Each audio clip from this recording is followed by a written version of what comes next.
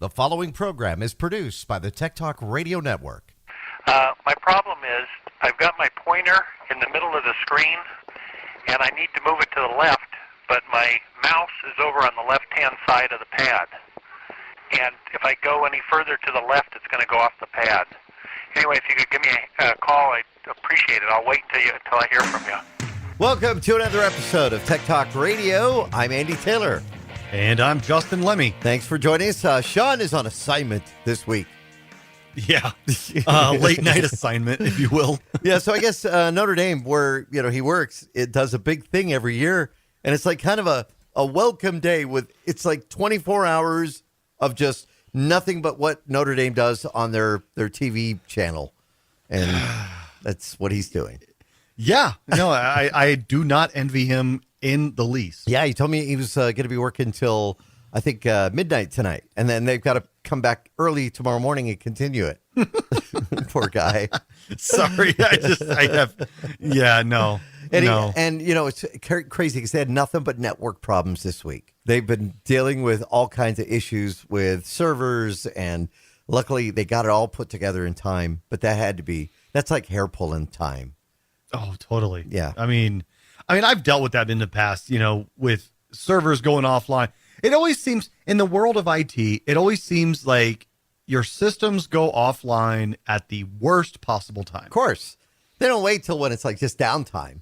Your server's going to say, I'm going to be needed. Time to go to sleep. Exactly. Oh, you need me today? Oh, yeah. Oh, guess what? Windows update. All right. So I wanted to address something. There's a couple things we're going to talk about. I wanted to address, have you ever had, Justin, because you provide IT support, you've done that, I've done that. Have you ever had a client that over troubleshoots to the point where they get themselves in trouble, to the point where you come in and you fix it by pushing one button and it gets fixed? The first part of your question, no. Oh. I don't even know what that means. Over troubleshooting? Yeah, no, a user is never over troubleshooted. Really? Me. However, yeah, I have on many occasions said, somebody hits me up and says, hey, blah, blah, blah is broken. I can't fix this. I need this right now. And I go there and I'm like, oh, I press one button and it works again. And I'm like, it's user error. But no, I've had that. But no, I've never had a user that has called me and says, hey, I have a problem.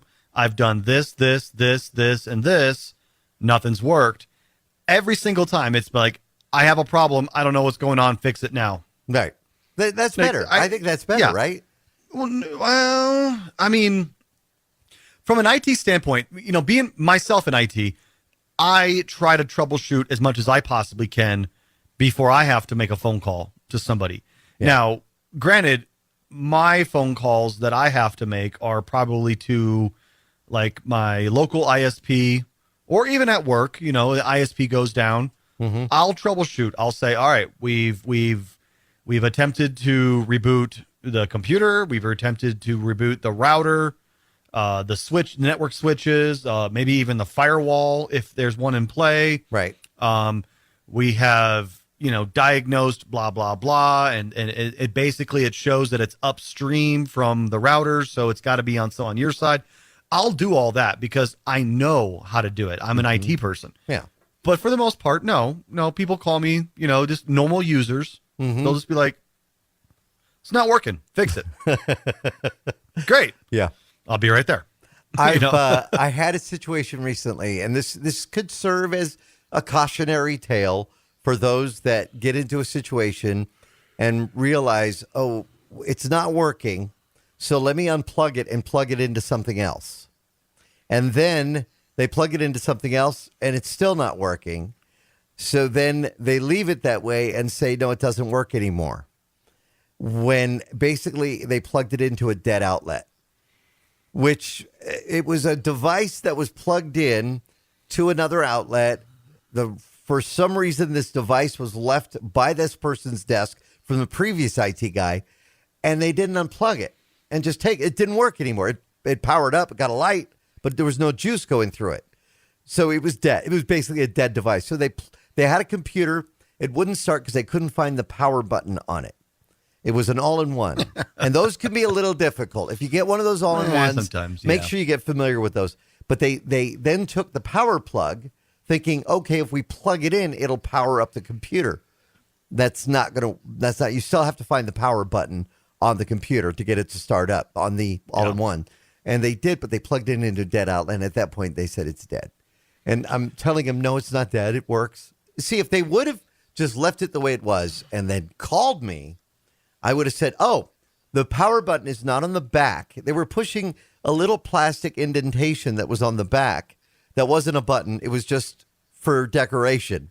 Thinking, like you have the Dell button on your... Yeah. Yeah. They were pushing that thinking that was a power button. And it wasn't. Well, the power button is hidden away underneath the monitor. And that's the problem. Like, why would you do that? Yeah. Why would you do that? Bad design.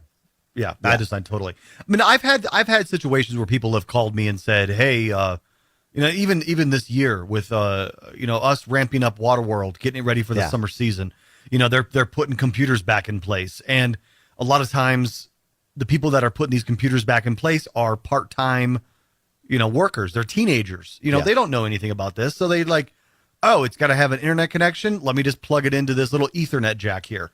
They don't know that that's not the right jack to plug it into. Right. So a lot of times we'll get a call, and it'd be like, hey, well, we can't access this website or this website. Well, I mean, you got an internet connection, but you're not plugged into the right one. You're not in the right VLAN.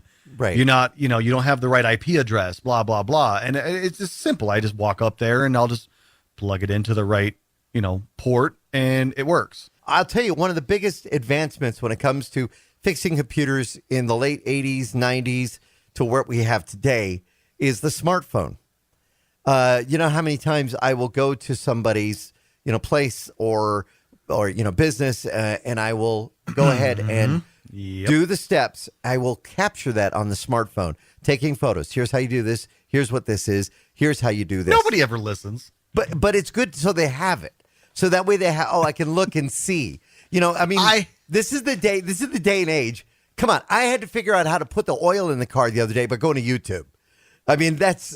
Sure, I get that. And there's plenty of YouTube videos on almost anything you can imagine. But I've done that before where I was like, okay, look, if this happens again, click here, do this, blah, blah, blah, press this button. Never, ever has anybody ever gotten back to me and said, hey, I did what you told me to do and it worked. No, they're just like, hey, it's not working again. Did you do what I told you to do? Well, I don't remember what it was. Yeah. Okay, I'll be right there. Yeah. Oh, boy. I actually went through earlier today, and the reason I brought this up is earlier today, they finally were able to sit in front of their computer again, and they told me nothing was happening. And this is after I made a trip, and I've checked it. I basically changed out a computer, as a matter of fact, got it going, got it set up so that it was pretty much flawless, right? Mm-hmm. And they told me, it's nothing's happening. I'm moving the mouse, nothing.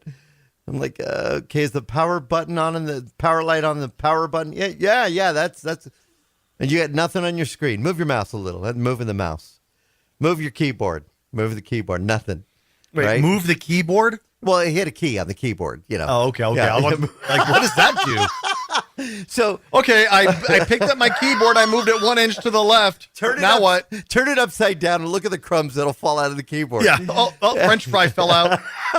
So this is what happened. The batteries in the mouse died.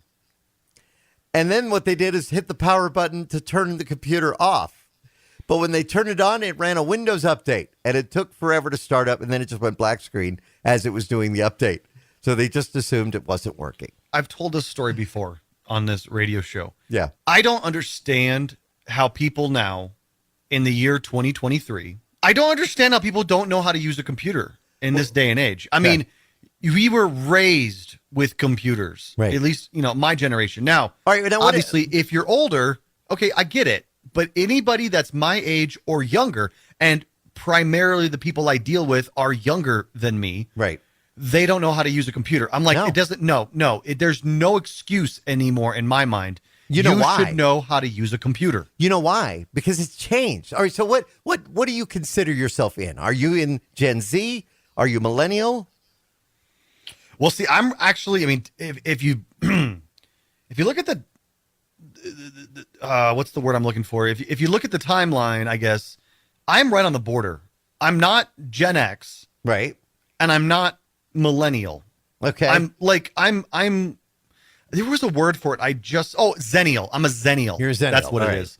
Because I was 81, so that was right when the transition started. So I'm a Zennial. So by the time you I were was 10, you're using computers in 1990. Yeah. Sure, and I made a post about this on Facebook. I don't know, a couple weeks ago, but it said Zennials are unique because they grew up with an analog childhood and a digital adulthood. Yeah, that's So true. I remember before computers. I remember when I was a kid, we didn't have a computer. I mean, the first computer we Really? got was a 386. It was a 386. Oh, wow. We put the original Doom, the original Wolfenstein on it. Yeah. We had to play with 5 1/4-inch floppies. Yeah, those two big drives. Yeah. Yeah, we had all that. I mean, that was the first introduction into it. I was Windows 3.1. Yeah. I mean, it was unique for my childhood because I'm in that transition phase. So I remember all of that. But kids that are born in, the year 2000, which still blows my mind to think that people that were born in the year 2000 are now 23 years old. I mean, Right. like, oh my God. It's- We're 22, 23. It's kind of hard to I just- believe. It is. It makes me feel so old. Well, here's something. Okay, so a bunch of bosses, 1,300 bosses, were polled in a survey recently, and they found millennials are now seen as the best employees. Millennials, all right? Gen Zers are the worst. They Yeah. say the reason why is because Gen Zers are terrible with technology. Now, give or take, some of you listening that might be in that Gen Z bracket that's born in between 1990 and 2000, they're not good with technology. And the reason why is because we've made it so easy for them. Think about it, 1990. So by 2010, they might be sitting around with or 2005 with their first computer experience. It's all for them. It's all done for them. Not like a boomer like me. And for some of our listeners, us boomers, they're above the age of what? Is it 55, I think, or 60? 55. 55, all right? So above the age of 55. We grew up in the days where you formatted, reformatted, installed, you troubleshooted, you worked with DOS, you dropped to DOS in Windows, or or like me, the first one I used was the Apple IIe. So I had, me the too. Apple Yep. OS, and then moved into the 386. But did I use Windows? No, I had GeoWorks with AOL on it because that's what I wanted on that, and that's what I had for my late 20s, early 30s to use. So we've learned how to do that, but the kids have no concept of DOS. Some of you may be listening, you're real good with that, or coding. You might be good at the coding, but when it comes to the technology at it, some people have a rough time with that. Well, yeah, I mean, I guess you could almost equate it to like an analogy of like an automobile. I mean, way back in the day when the automobiles, like, let's say, I don't know, 40s, 50s, and 60s. Yeah. You had to drive it. You had to drive it, and you had to learn how to fix it if it broke down. Yeah, true. And so you were, neck deep in the engine compartment all the time, fixing things and learning about your car. Now people are they can't be inconvenienced with learning about problems and how to fix it. It's a problem. It's like, call the IT guy. Right. Or if it's a car, just take it to the mechanic. Buy another car. Buy another car, whatever. Yeah. I mean, it's like, you got your radio's out on your car or whatever. The fuse blew on your radio. Buy another car. Yeah. Like, whatever. It's like, they just can't be inconvenienced. It's like, we've become a society of convenience. Well, then again, people don't want to learn. Think about it. With that analogy of computers having been made so much easier for everybody that you really don't need to know too much about how they work. The same goes with cars, because then you used to have to know how a carburetor worked, or how to change an air filter, an oil filter, how to do an oil change, how to check your oil, how to replace the oil. Or even home maintenance. Yeah, fixing home. Yeah. There's so many people that even in my neighborhood, they post on our neighborhood Facebook page about, oh, my HVAC unit just won't push any air anymore, and I don't know why. And it's like somebody's like commented, have you changed your air filter recently? I'm like, well, what is that? Oh no. Oh my God. And they go and pull it out, and then they take a picture of it and they send it to everybody in the group, and it is just caked full of dirt and dust. And it's like, well, there's your problem. They're like, well, yeah, as soon as I pulled it out of my HVAC unit, I could just feel the airflow coming through the house. I'm like, yeah, because your thing was choking. That little thing does that? Like, people just don't know. And it's like, okay, I get it. I don't expect you to be an expert on everything. I suck at home maintenance. Right. But I have a healthy understanding of the most basic aspects of a lot of things. And I feel like that's where society is failing so many people now. Right. Is that you don't have a basic knowledge. I mean, you get these people that are like, yay, we just bought our first house. Yay, we're 22. And I don't know how to change an air filter, let alone clean out my P trap on my, whatever. It's like, oh my God. Well, Like, according to John Oliver, people under the age of 35 are having a rough time buying houses. well, yeah, there's Yeah. that too. Yeah. Yeah. That So- makes it really rough too. Now, when it comes to your computer, somebody said to you, Justin, how do I clean this thing? What should I do with it? And then you open it up. Pressure washer. He's kidding, folks. He's absolutely kidding. Yes, No, I'm not. Do not take a pressure washer to your tower. Just take a pressure. No, hear me out. Take a pressure washer, wash it all nice and clean, and then put it in a big bag of rice. No, don't do that, people. Do not do that. No. The views represented by Justin Lemmy are not the views of Tech Talk Radio or this radio Yes. station. No, you don't want to do it. We got to make a movie. We got to write a script about that. Yeah, That would be yeah. great. Actually, PC Gamer a couple of years ago did a really good piece because people were spending so much time at home during the beginning of the pandemic, and they were starting to use. Not every company issued somebody a laptop or a desktop computer. They actually told them, here, dial in and use your computer. But they found that their computers weren't up to par. Their computers were like slow. They were chugging along. They had 2 gigs of memory. They had an old spinny hard drive in there. So Yep. a PC Gamer put an article out, and they reminded us of this article during spring cleaning, that you can do spring cleaning on your computers. But obviously, there's things you don't want to do.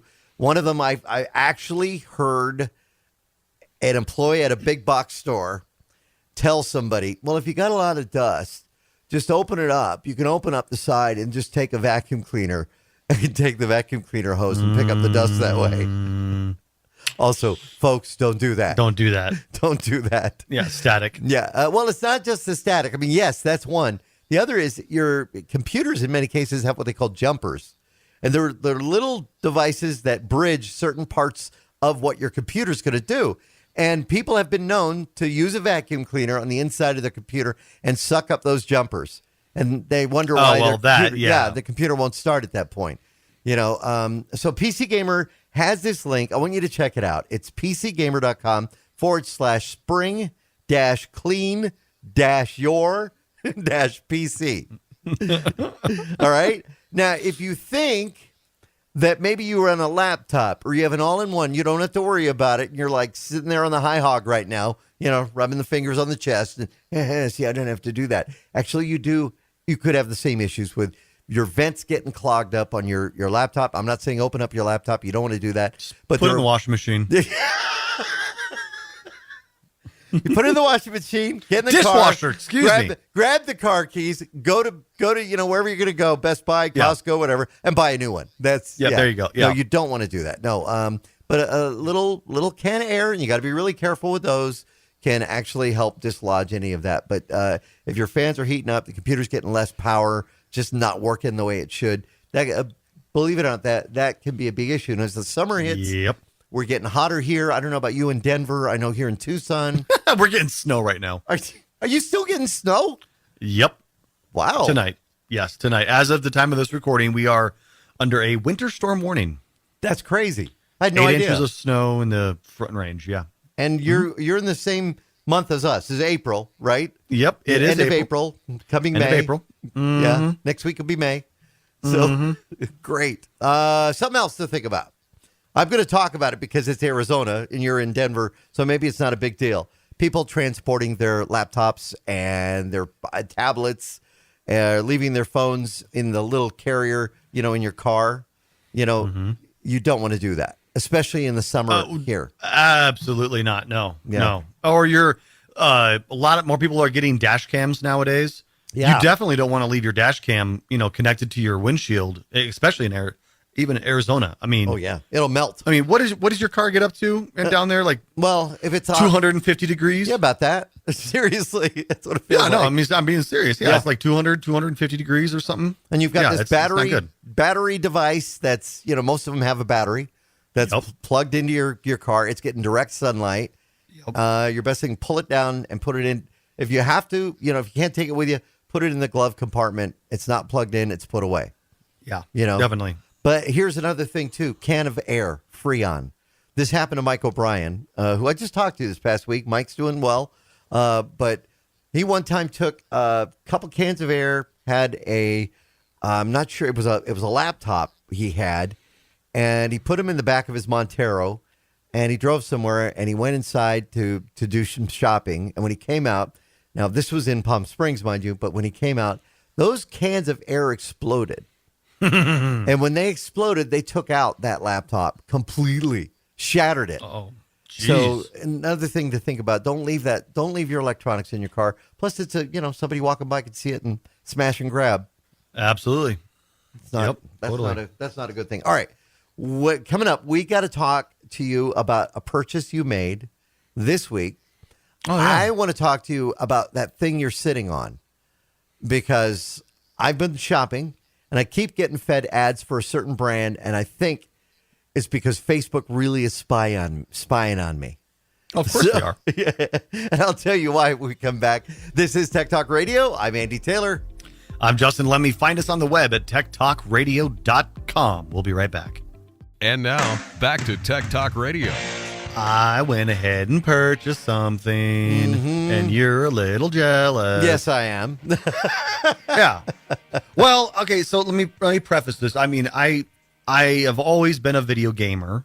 I've loved video games my whole life. I've got a gaming PC.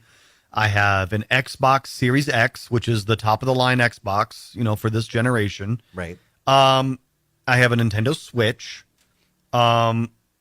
But I don't have a place. Wait, isn't that something you bought for Eric? Doesn't Eric have? Well, he's got his own. He's got his own Nintendo Switch. Are you kidding me? Really? Nice. Yeah. I got a Nintendo Switch, and he's got a Switch Lite, which we never play. It's weird. But anyway, I don't have a PS5, and I've been kind of eyeing them, But I'm like, I don't really have a reason to go drop $550 or whatever it is. It's pretty pricey. Well, they have two models, right? They have one. Well, they do. They have the disc and a discless. Yeah, and so even the discless is still like $425 or $430, something like that. However, I was a couple of days ago, I was browsing the neighborhood Facebook page, and there was a neighbor who actually was saying, "Hey, I got a PS5 for sale, brand new in box, disc edition. Whoa, I'm seeking $400." Wow. I reached out to him and said, "Hey, would you take $350?" You did not lowball him, did you? Oh, I did. I totally did. And initially, he was like, I don't know about that. And I said, "Oh, it's okay." And I decided to play the pity party. I was like, my 6-year-old really wants the PS5, and he's only got $350 saved up. You are rotten. Oh, well, yeah. Okay, sure. I'll do $350. What? I was like, all right. So I went over with, I first time asked him, I was like, how did you get this? And at first, yeah, there's so many questions I have. Like, why, how did you get it? Fall off the back of a truck, huh? Yeah. I fell off the back of a truck, I want to make sure, like, where did you get this? Why are you selling this so cheap? And he's like, well, I've already got a PS5, and he said something about, I switched to a new cell phone carrier, and they gave me a huge credit, like a gift card. And so I had to spend it on something. So I bought another PS5, and I decided to give, somebody a good discount on it because I don't really need it. And I'm like, well, my son is going to be super happy with you. So I took him over there. You did not. I took him over there. That's good. And I told him, I was like, yeah, it's my son's fun money. Then my son No, he almost didn't. blows my cover. Because he looks and he goes, wait, Daddy, this is my fun money? And I'm like, yep. He's like, I was like, oh God. I was like, no, it's okay. Here, I Venmo'd you the money. Here, let me take it. Let's go. Bye.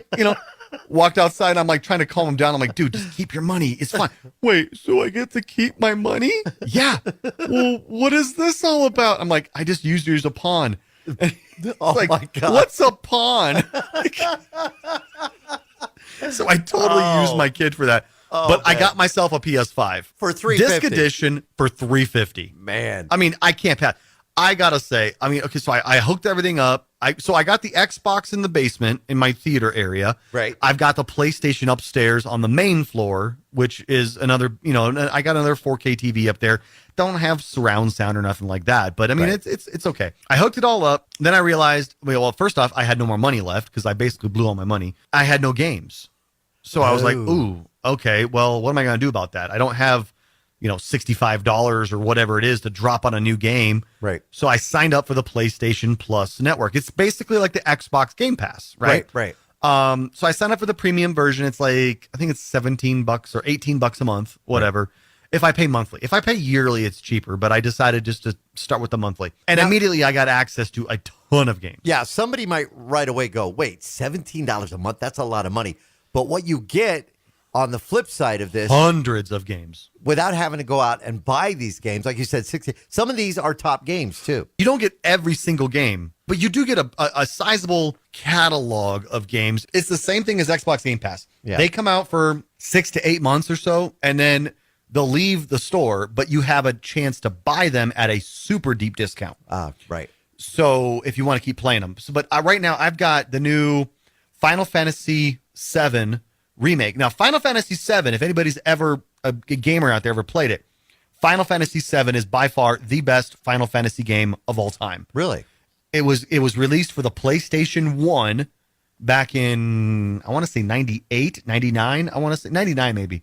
This is an actual remake. It's not a remaster. They remade the entire game in today's graphics. Oh, cool. And so it looks new, but it follows the storyline of Final Fantasy VII. So that's really, really cool. But also, I've just got a ton of games that you can't get on the Xbox, and they're just fun to play, and I don't have to pay anything for them. Well, I mean, I have to pay the $18 a month or whatever. Right. But I don't have to pay anything else for these. I can just download them. The best part about it is the remote play.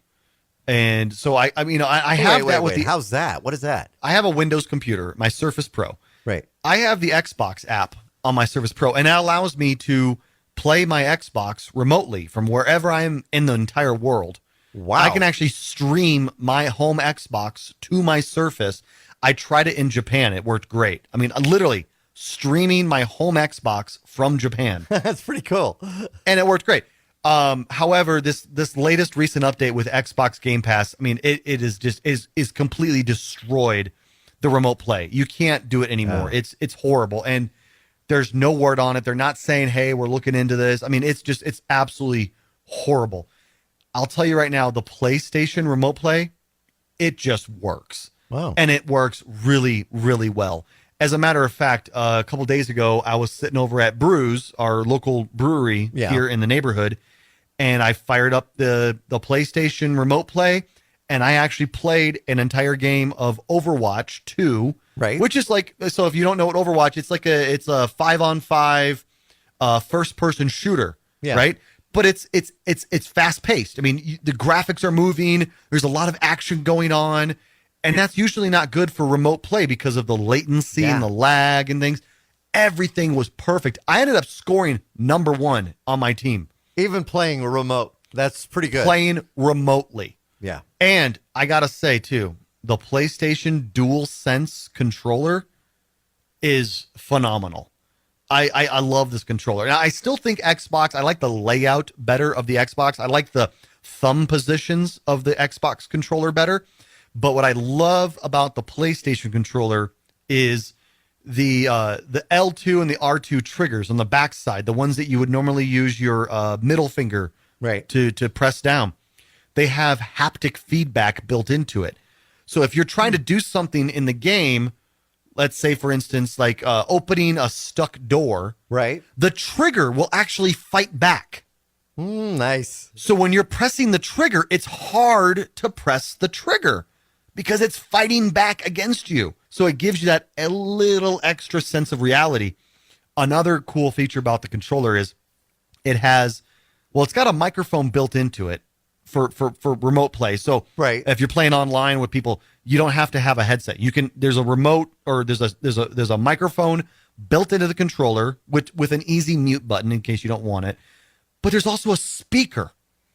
And the speaker isn't necessarily just used for multiplayer communication. It's actually used in other ways. I was playing the game Stray, which is where you take on the cat. Yeah, you're a cat and you're walking around a post-apocalyptic world.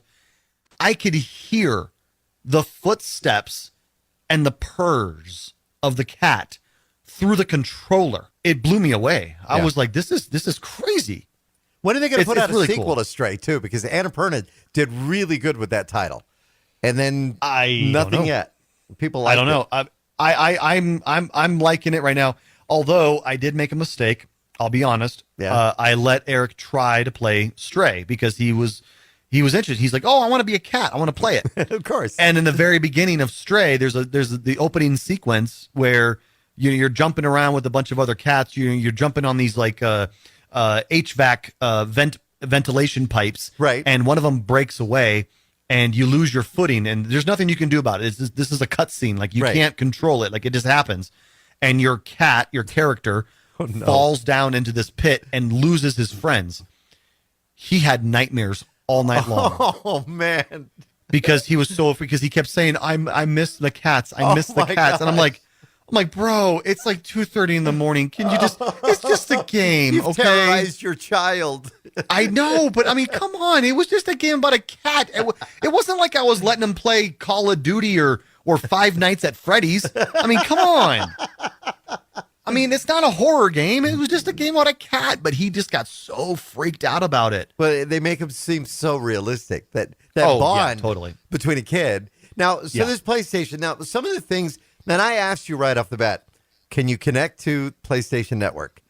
And that was like, okay, because there have been cases where people have bought That's them exactly online, and then they hook them up, and then they find out that they were acquired wrongly, like through stolen burglary or whatever, and then they're not able to connect. But you were able That's to. why I asked this guy, where did you get this? Why are you selling this so cheap? And he's like, well, and I told you the story.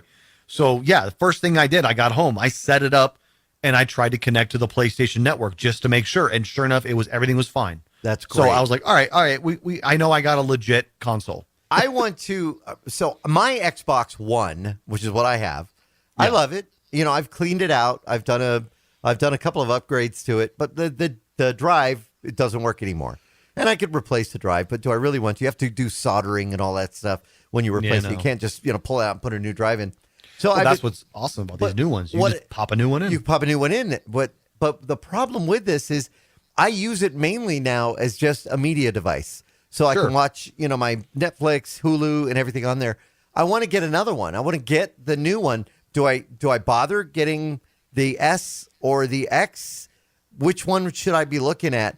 But honestly, you're not a hardcore gamer. No, and I would go with the S. just get the The S. series. Yeah, go with the Series S, not the Xbox One S. Right. The Series S.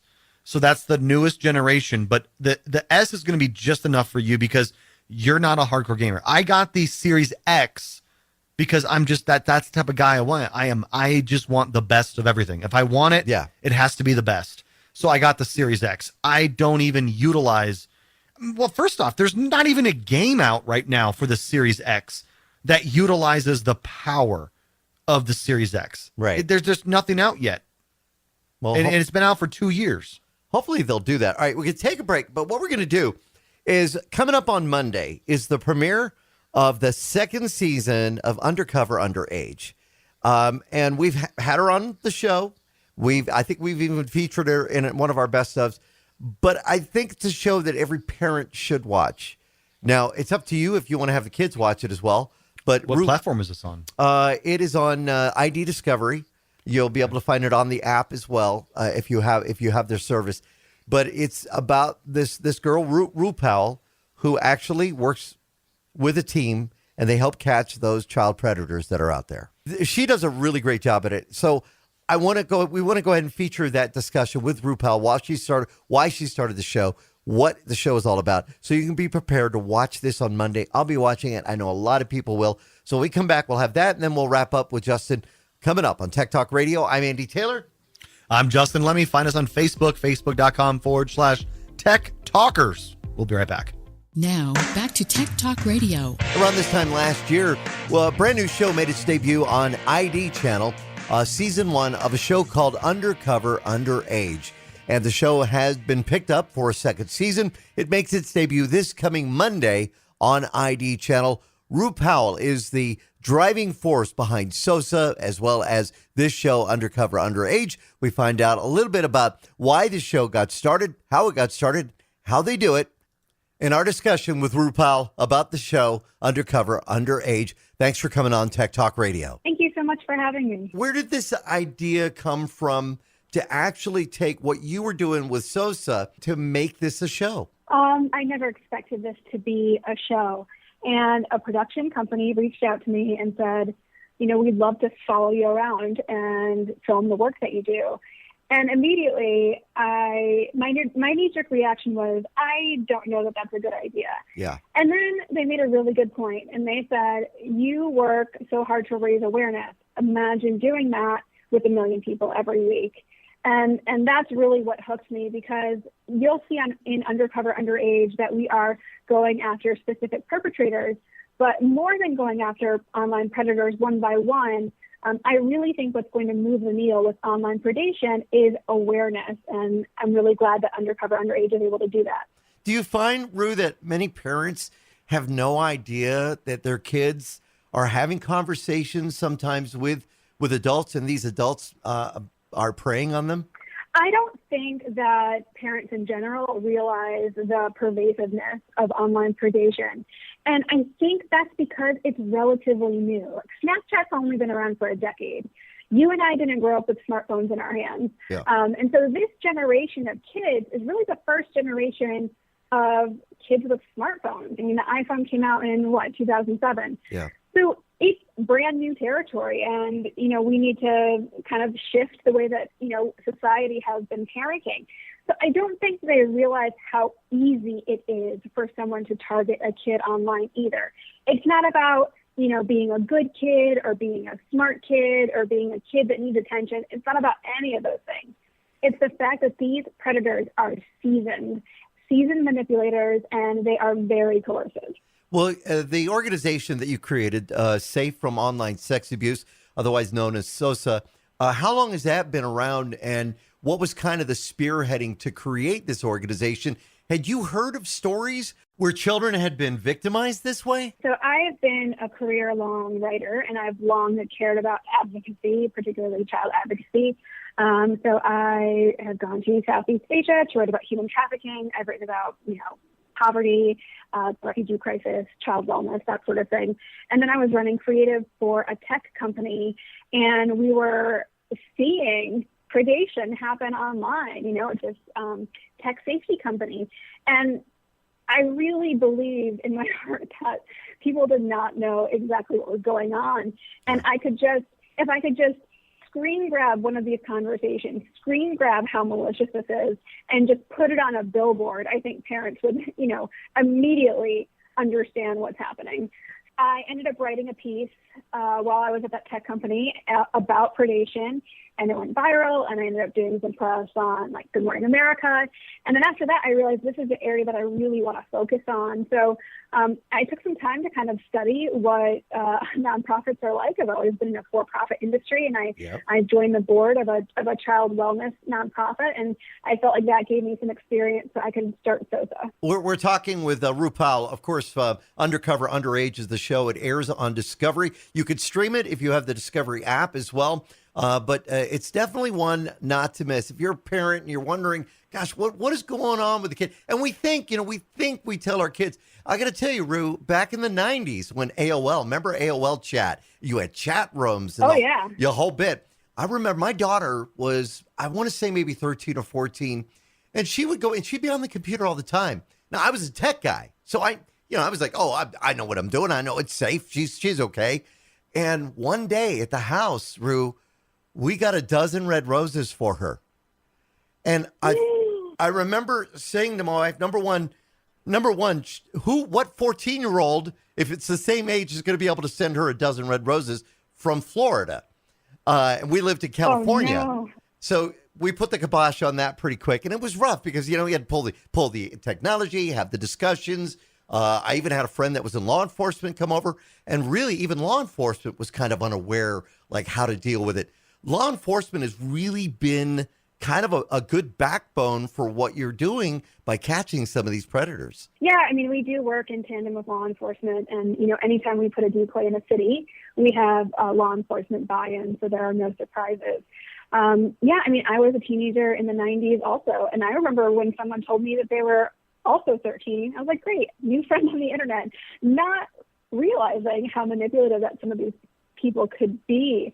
And, it's become even trickier and it's become even more easy now. Like, I love technology. I think technology is great. It's allowing me to speak with you. It's allowing me to, FaceTime a sibling who lives overseas. We get to learn different things. We get to see what's happening in, Ukraine right now. But it's also an avenue that predators would use to abuse children. And so because that's an avenue, we need to think differently about how we approach things. How does a parent, Rue, talk to their kid, when they decide to go ahead and spend, $1,200 and give them an iPhone or an Android device and say, here you go, have fun, show me your funny snaps. How do they protect them from these predators? That's a great question. I have a teen and I have two tweens and they have cell phones. And, we put some training wheels on them. So they didn't start out with having access to everything, right? In the beginning, they could just text family members. And then it was, okay, now you can text and listen to podcasts and listen to audiobooks and play a game. And then we kind of, we let them show us that they're responsible. It's not, here's your phone, have fun on TikTok and Snapchat, and good luck. We have really open and honest conversations about what happens online. As a parent, I kind of liken it to the sex talk. You don't have the sex talk once with your kids. You have it frequently. It's a topic of conversation. And so cell phone safety is also a topic of conversation in our house as well. Like, Undercover Underage was originally going to be TVMA, and one of the reasons why we really wanted it to be TV-14 is because we were hoping that some adults could watch it with their teenagers, and it would be great. It would be a great starter for discussion around online safety. Is it important for somebody maybe 14, 15 to sit down with the parents and understand and watch this? I think so, and here's why. Your kids already know that it's happening. That's true. They're already aware. They're already in high school. They already understand, maybe not to what extent, maybe not to the pervasiveness of it, maybe not to how malicious these people are, but, it's not their cell phone. Their friends' cell phones have stuff on them, right? Like, they're on different apps and people are reaching out to them. But I do think it's important. And I've had parents say that it has been a great tool in teaching about online safety. And your mileage may vary on what you think is appropriate for your kids. Some parents have their 12-year-olds watch it, some not until they're 14. So, maybe screen it first. Yeah, that's actually a good point, too. You could always watch it first and then go back and watch it with them. Well, and on the tech end of it, you're an advisor to Spectrum Labs. They work to help keep kids safe, online through text and even audio moderation, because people have face-to-face. FaceTime is so easy to use, or Skype or any of the other services. They could just suddenly pull up a video and there's the person there. Oh, right. Yeah. And one thing that's great about Spectrum, and to really dig into the tech here, we take our conversations and the grooming patterns and the language that we see, and we remove all the PII, all the personally identifiable information, and we give it to the data scientists at Spectrum Labs, and they use that to train their artificial intelligence in order to better detect signs of child abuse. And Spectrum works with companies that are like social media apps, gaming apps, dating apps, because I think these companies are starting to realize that there is an onus on them to keep their user base safe, especially if they're opening up their platforms to 13 and up. I'll tell you, some of the stuff that you go through, Rue, somebody needs to give that lady a hug. I mean, the stuff that because you're in there. For listeners that haven't seen it, I want you to watch it. You're a 15-year-old girl from what your character that you're representing is a 15-year-old girl, and these people are doing these things of video chat and sending you this stuff, and it's like, I can't imagine a 15-year-old child seeing this. And this is sadly what happens. Yeah, I mean, it's probably, I'm sure it's painful for some people to watch me go through it because you can see me react, but I'm an adult, I'm almost middle-aged and I have access to therapy and support and a cute little kitten that keeps me company. But imagine if it was it's actually happening to teenagers and better me than a teenager. But what's happening is so many kids are afraid to talk to a caring adult about it because they don't want to be shamed. Yeah. And so a lot of these kids are dealing with this kind of quietly and secretively. Because what is online abuse? Like nobody actually put their hands on me, but they're still being abused. And that's the thing with technology. Now you don't have to be in the same room or state or country as a kid in order to abuse them. Now I have noticed that the show has gone to lengths to, number one, hide the voice of the perpetrator, which makes it even creepier. But they do that. I mean, as creepy as it is, but and then you kind of protect the identity. Although I watch ID channel, so I go online, I find out, okay, that's that person or that's that person. Was that kind of a legal decision to do, just to protect maybe ID SOSA, or it was just to say, listen, this exists in many people out there, so it's not just this one person?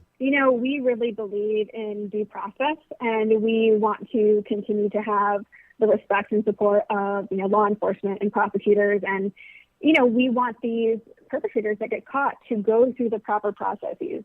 And that includes a trial. That's their right. Yeah, that's true. So what we don't want to do is splash their name and face everywhere because everyone still deserves the right to a trial. And we feel strongly about that. Now, getting arrested is one thing, but then after their sentence, then it's another. Yeah. And we really want to let law enforcement do their thing. So we are not in the business of splashing that around. And I know we definitely get a lot of heat for that, but I also want to protect an investigation. I also don't want to be the one that borks a case because I just put myself through all of that. I don't want it to come to trial and be like, oh, well, you guys, skewered him online. You obviously have a vendetta against him. When that's certainly not the case. We are just looking for a better, safer internet for kids. So when parents get a chance to talk to you and ask you about the web and online safety, what seems to be the most general consensus of question? Parents will often ask me, well, what's a good app? What's a safe app? And the reality is any app can be used as a tool to abuse a child if there's an opportunity to communicate. So we've seen it on coloring book apps. We've seen it on Words with Friends. We've seen it on, gaming websites that are geared towards kids. I can't say these are all the safe ones, these are all the unsafe ones, because that's a false sense of security, and you have to be vigilant regardless. Like you have to, what game is your kid playing on an iPad or on the Xbox, and are they communicating with someone? And that's really important to think about, because you could be playing a drawing game online, and someone in the chat box will go, "Hey, does anyone want to give me their Instagram handle? I can show you photos of my puppies." Oh, and that's man. like the modern day version of, "Hey, little girl, can you help me find my dog? Yeah. He's lost." Oh, and it's not a creepy guy in a van. It's a creepy guy on a keyboard is what it is. It's what you're running into. And it might not even it might not even be a creepy guy. Like he might be presenting as a nice kid, a peer, or somebody who's I think a lot of the scary stuff surrounding this. The scary part is these aren't just like caricatures of monsters. They're not. Yeah. I can't look at someone and go, "Oh yeah, that's definitely an online predator." Some of these men are family men, or conventionally attractive, or they have good jobs, or they're respected community members. It could be really anyone. It could be the person in front of you in line at the grocery store checkout. So there's no rhyme or reason. And which is, again, why I'm very anti-victim blaming on this, because it's so expensive. If somebody comes across this, Rue, this happens, and they're a parent and they suddenly have found images on their kids' devices, what should they do? Should they contact law enforcement? They should absolutely contact law enforcement. And, you can always block someone who's harassing your kid, but take screen grabs, hand those over to law enforcement. Sometimes law enforcement will take over a kid's account and, okay, give me your login and we can see what happens here. Definitely call law enforcement. And you can also, file a tip with NCMEC, the National Center for Missing and Exploited Children. Very important. I want our listeners to check out sosatogether.org, SOSA together.org, and I want them to watch this show on ID channel, Investigation Discovery. It is Undercover Underage. RuPaul, it is so great to talk to you. Thank you for the work you're doing and to the entire crew that you work with. Thank you. I'll pass it along, and thank you so much for having me. That is RuPaul. Season 2 of Undercover Underage debuts this Monday on Investigation Discovery. We'll be back with more of Tech Talk Radio. And now, back to Tech Talk Radio. This is Stephen Wright. You're listening to Tech Talk Radio. Yeah. That? Something along that line. Yeah, I guess that was it. All right. Let's go with it. I love it. No, I'll say it anyway. All right, this is Stephen Wright, and you're listening to Tech Talk Radio. But, I've already been saying that. One of the things I've been shopping for lately is a chair. I want a gaming chair. And I keep hearing Razer is one of the choices for gaming chairs. I've gone into Office Depot. I've sat in chairs. I sat in one that made me hunch over. And I'm thinking, that's probably not the chair I want. I'm not kidding. I sat in it and I'm like, oh, I can't move in this thing. Everybody's talking Secret Lab. If you get online on Facebook or Instagram, Secret Lab, you see their chairs all the time. You have a Secret Lab chair. The one they keep pushing me is the Titan Evo, and I'm trying to figure out why, because it's also more expensive. What is the one you have, and why would you recommend that? I have the Omega. They're pushing you the Titan because Facebook is spying on you, and Facebook knows your weight. Wait, is it for larger people? Oh yeah, the Titan it's got like a reinforced titanium steel base. It's got like shock absorbers that are used by NASA. Yeah, no, I'm just joking. Facebook is at it again. Yes. Yeah, no. Titan is their chair that is designed for larger people. Yes, all right. It is true. Plain and simple. I have the Omega. I'm not a very large person, although my wife would say otherwise. But I have the Omega. I love Secret Lab. Secret Lab is an amazing company. They make amazing chairs. And you may think, oh, well, I don't want a gaming chair. Right. It's not a gaming chair. As soon as you buy a Secret Lab and you sit down, you're not going to be a Call of Duty pro. Okay. No. It is what it's designed for are people who sit for long periods of time in one position. Gamers, executives, people that are IT professionals, whatever. Mm-hmm. You're sitting for a long time in a chair. You want to be comfortable. And that's what Secret Lab does. They make a chair that is comfortable for you. My thing is, when I sit in a chair, I don't want to suddenly have my back forced into a weird position. I want to feel the lumbar. Yeah, I want to feel it under my legs, that comfort, and in the armrest, so that when I am sitting, because I do sit for long periods of time recording and doing whatnot, I just want to be comfortable. Would you recommend Secret Lab over some of the others? I mean, absolutely. Razer came in second on the list, but was even more expensive. I mean, I haven't tried a Razer. I don't know. Yeah. I don't know about that. However, I'll be honest with you though. Even though I have a Secret Lab chair, I still have one of those. What are they're very thick foam. They're used for like back rolls. You know, like you lay on the ground and you roll your back on it to like. No, not memory foam. No. It's like a hard yoga thing. It's like a pool noodle. Yeah, all right. Right, but it's super hard, right? Yeah. I had one of those and I use it as a footrest. And I keep my feet on it and I can roll my feet back and forth to keep, my blood flow going. Oh, but I use that as well because it keeps my feet even more elevated and it takes the pressure off of my what is that? The quad? Yeah. I guess the under muscle underneath your I don't have any more muscle there. whatever. The muscle that's not, no, the quad is on top. It's the muscle on the back of your main part of your leg. Anyway, Right. It takes the pressure off of that because I do get that pressure still. No matter what chair I sit in, I get that pressure. So having that foot roller to allow me to move my feet back and forth helps me keep that pressure off. And that's a lot of times that's where a lot of the blood clots come from. Yeah. Is people that are sitting in a chair with that part of their body, which is just right above your knee on Right. the underside, and you just sit there for a long time and you don't move that area, that causes a blood clot. That's not so well, No. it's definitely not good. My Yeah. father passed away from that. Yeah. So yeah, I mean, it's like, so it makes it much more conscious to me to make sure I'm not doing that. So it doesn't matter what chair you get. You can spend $10,000 on a chair. You still need to move around. Exactly. But the Secret Lab chair is great, in my opinion, for when you are sitting. All right. Good advice. We'll see what I end up coming up with by next week's show. In the meantime, thanks for popping in. Okay, have fun with the PlayStation and let Eric know his money's still there. Yeah, of course. Yeah. And I'm going to go play some PlayStation right now. That's it for this week's Tech Talk Radio. I'm Andy Taylor.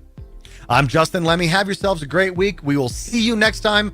Find us on the web at techtalkradio.com. See ya.